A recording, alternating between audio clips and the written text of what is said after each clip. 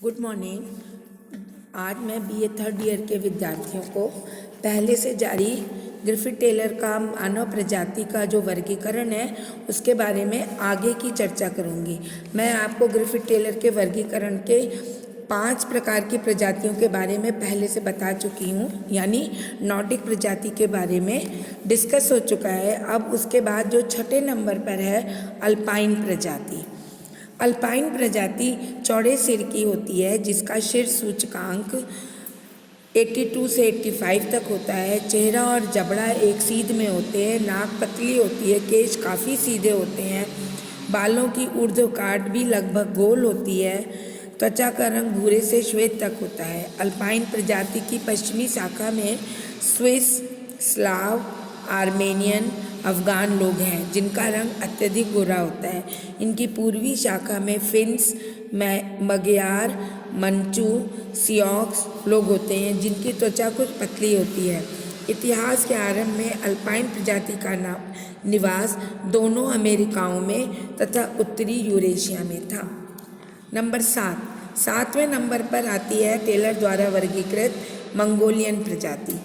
बाद की अल्पाइन या मंगोलियन प्रजाति लगभग गोल सिर की होती है। इसका सिरस्थ सूचकांक 85 से 90 तक होता है। बाल सीधे और चपटे होते हैं। जबड़ा भीतर की ओर, चेहरा अवतल होता है। नाक पतली होती है। त्वचा का रंग पीले से खुबानी तक होता है।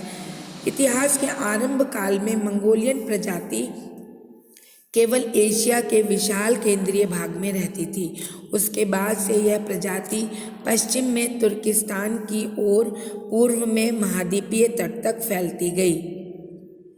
ये लोग पूर्वकालीन अल्पाइन, नॉर्डिक और मेडिटेरियन प्रजाति से मिश्रित हो गए। चीन तथा उसके पड़ोसी देशों में यह नई मिश्रित जाति बसती गई। प्रजातियों के उपरोक्त वर्गीकरण मुख्यतः उनके औसत शिरस्य सूचकांक के आधार पर वर्गीकृत हैं और गौण रूप से उनके केश, त्वचा का रंग, कद आदि को भी सम्मिलित किया गया है। टेलर के वर्गीकरण में का एक चार्ट भी मैंने आपके नोट्स में प्रस्तुत किया है। उसमें तुलनात्मक रूप से आप प्रत्येक प्रजाति जो नीग्रो द्वारा वर्गीकृत है उस पर दृष्टिपात करें तो आप उनकी बहुत अधिक तुलनात्मक अध्ययन कर सकते हैं।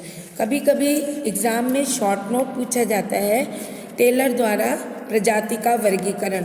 आप खाली इस चार्ट को लिख देंगे तो भी आपका क्वेश्चन कंप्लीट हो जाता है, परंतु जब विस्तृत क्वेश्चन के रूप में पूछा जाता है तब आपको अलग अलग प्रजाति के बारे में लिखना पड़ेगा। चार्ट भी दे सकते हैं आप। फिर आप मानचित्र पर दृष्टि करें तो मानचित्र में भी उन्होंने पूरी अपनी जितनी प्रकार की 7 प्रकार की जो प्रजातियां बताई हैं उनका पूरा वितरण बताया है। तो मानचित्र भी प्रश्न के अंदर जरूर सम्मिलित कीजिएगा उत्तर में अपने, क्योंकि एग्ज़ाम में मानचित्र के नंबर अवश्य होते हैं।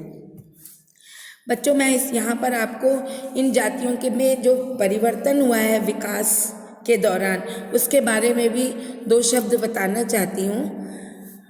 ऊपर या पहले बताए हुए प्रजातियों के वर्णन से यह मालूम होता है कि मानव प्रजाति के विकास क्रम में कुछ शारीरिक लक्षण बदलते रहे हैं। 4 लक्षण विशेष रूप से परिवर्तित होते गए: सिर की आकृति, बाल की आकृति, चेहरे की आकृति और त्वचा का रंग।